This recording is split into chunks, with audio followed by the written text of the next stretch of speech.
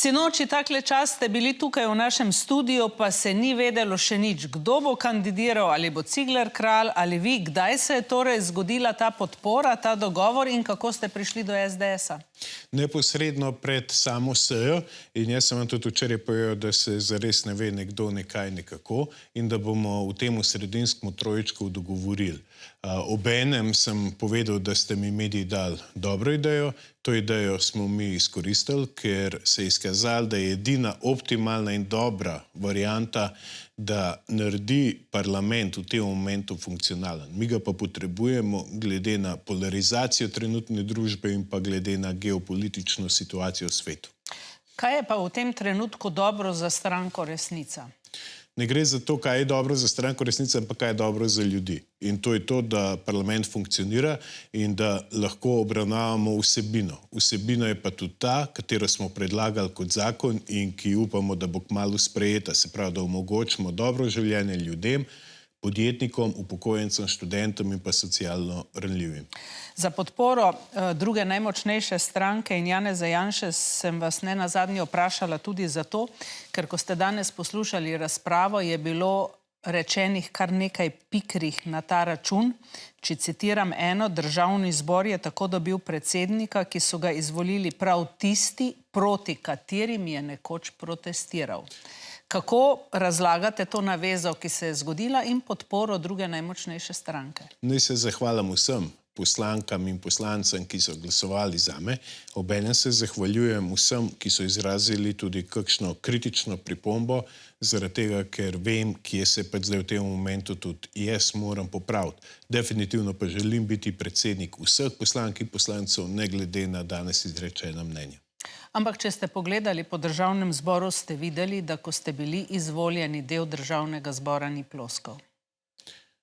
Seveda, tudi jaz kdaj pogledam kakšno nogometno tekmo in me vsakič rezultat ne razveseli.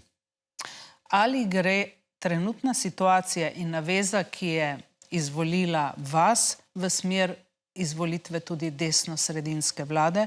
Gospod Matjaž Han je danes nekako resignirano ugotavljal, začela se je zgodba nove vlade. Jaz zelo težko komentiram, kaj govorijo moji politični nasprotniki oziroma kolegi, ki pripadajo drugim strankam, in tega niti ne želim. Ampak dejstvo je, da smo danes volili prvega med enakimi. To nima popolnoma nobene zveze z bodočimi koalicijami, z bodočo vlado, nima pravzaprav nobene zveze z nobeno koalicijo, zaradi tega, ker danes je bilo nujno zakonsko treba izvoliti predsednika in kdorkoli drugi bi bil predlagan ali pa na kakršenkoli način, da bi bil favorit za to funkcijo, ne bi bil skoraj zagotovo sprejet ob dani polarizaciji. In to pomeni, da je bilo to edina rešitev za trenuten parlament, da postane funkcionalen in da začne delati. Naše osnovno izhodišče je pa to, da začnemo čim prej delati in to dokazujemo od prvega dne po teh volitvah. Ampak vi zdaj zasedate mesto predsednika Državnega zbora. Veliko pripomb smo slišali, da se nikoli ni zgodilo, da bi najmanjša stranka dobila to funkcijo, da je to sploh nek presedan. Ampak vemo pa približno, kaj v nekem razrezu, ko se konstituira politična oblast, mesto predsednika Državnega zbora pomeni. To pomeni, oziroma je enakovredno dvema ministrskima mestoma.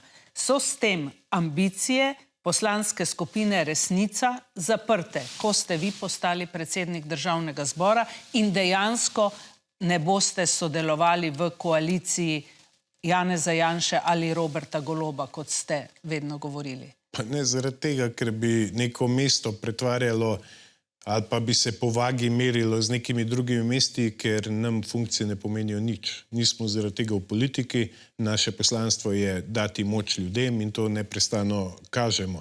In še enkrat ponavljam, danes je parlament dobil predsednika, ker nima popolnoma nobene zveze z bodočimi obrisi bodočih koalicij. In ja, mi se ne vidimo v vladi Janeza Janše, mi se ne vidimo v vladi Roberta Goloba in to načelnost ljudje zaznavajo, spoznavajo in tak odziv je tudi iz terena. Tako da ne vidim nobenega posebnega razloga, zakaj bi mislili Ampak drugače. poglejte, drugi človek državnega zbora je vendarle izredno pomemben. Zaradi vse procedure, sprejemanja vseh zakonov. V zadnjem mandatu je bilo celo tako daleč, da je bil predsednik vlade in predsednik državnega zbora iz iste stranke.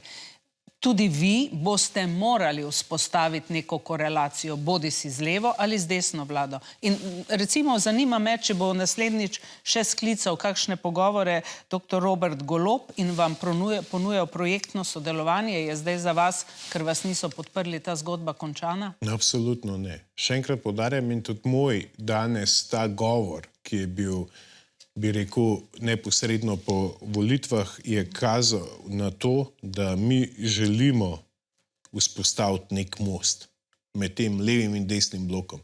Popolnoma nobene zamere ni, tudi od teh ljudi, ki so danes na nek, mogoče tudi negativen način govorili o meni, ampak s časoma, ko si ti dolgo časa v politiki in ko se boriš proti marsikakšnim centrom moči, dobiš debelo kožo, tako da jaz nisem zameril popolnoma nobenemu.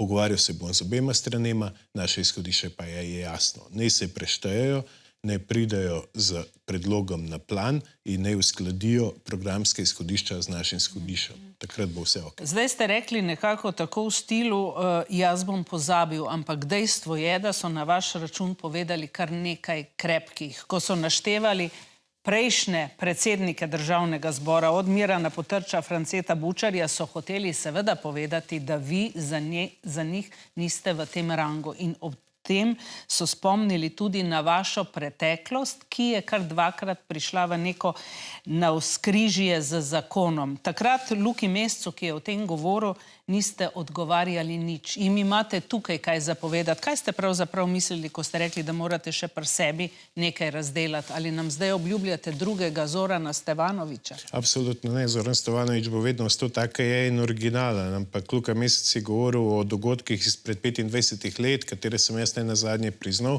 Večkrat povedal, da sem pika polonica, da imam kakšno črno piko, ampak da še vsem prinašam srečo.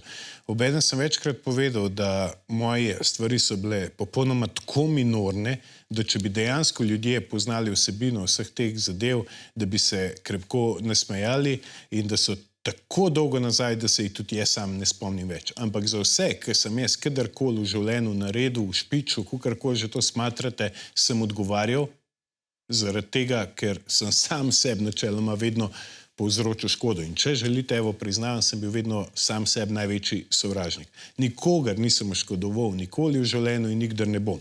Kar se pa tiče teh vseh očitkov, je pa tako, ne. Nikoli ne bom zameril ljudem, ko govorijo o tem, zato ker vem, da gre to izključno za politično obračunavanje. In to se je tudi danes zgodilo. Vi, gospa Pesek, pa spremljate mojo politično pot že dlje časa in točno veste, da me samo še kamen ni mlel v celi moji karieri, tako da tole danes, kar se je zgodilo, se je krepko odbilo ob mojo kožo. Tako da ni posebno nobene zamere, še enkrat, nasprotno, inspiracija, da še bolj želim povezati ta dva skregana bloka. Jaz sem bil danes na mandatni volilni komisiji 1,5 ure. Potem sem se udeležil seje parlamenta, kjer se je razpravljalo o kandidatu za predsednika državnega zbora, ki je bil Zoran Stevanović. 80% tega časa se je odvijal boj med Svobodo in SDS. Jaz sem na koncu želel celo priti na govornico, pa sem se med hojo premislil in vprašati, sploh ne vem več, kdo kandidira za predsednika državnega zbora. Jaz ali pa ne vem, Žan Mahnič, Janez Janša ali pa nekdo drug. Ker sploh ni bilo več na koncu govora o meni, razen neki pikrih. Bova tukaj končala, samo to nam še povejte, lepo prosim, v enem stavku. Svoboda je nekako na nož sprejela ta interventni zakon, ki ste ga tudi včeraj tukaj pripravljali. Je zdaj njegova, oziroma predstavljali, je njegova pot zaključena ali bo šel ta interventni zakon naprej? Absolutno naprej. Vsebina je vse, kar nas povezuje v tem trojčku. In če ne bi bila skupna volja taka, da bo ta zakon sprejet, jaz ne vidim sploh smisla, zakaj bi tukaj stranka Resnica vztrajala. Hvala lepa za današnji pogovor. Hvala vam.